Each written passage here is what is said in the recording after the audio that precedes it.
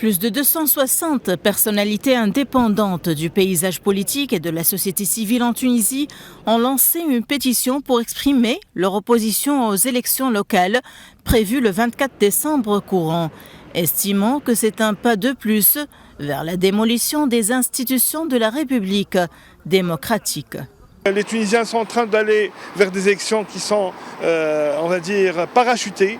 Le but du pouvoir étant bien sûr d'instaurer son système politique, qu'on appelle communément la démocratie de base, mais en réalité c'est une démocratie totalement, plutôt c'est un système politique totalement verrouillé et tous les pouvoirs sont aux mains du pouvoir exécutif. De son côté, le président de l'instance supérieure indépendante pour les élections a souligné que le boycott n'affectera pas le processus des élections locales. Il sait pourtant que lors des législatives de 2022, moins de 12% des électeurs inscrits ont pris le chemin des urnes. De leur côté, les Tunisiens ont exprimé une désaffection à l'égard de la politique.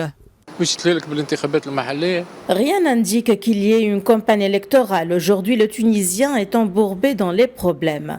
Il est à la recherche quotidienne des matières de base, à savoir le lait, l'huile, l'essence.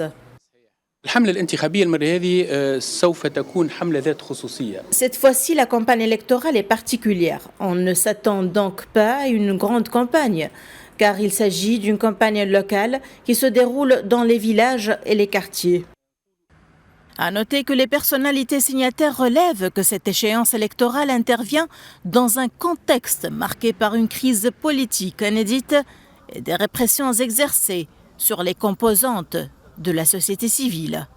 La campagne électorale pour les élections locales a démarré il y a 2 semaines, suscitant très peu d'intérêt parmi la population tunisienne, ce qui laisse planer le spectre d'un large boycott populaire devenu la norme dans plusieurs échéances électorales dans le pays.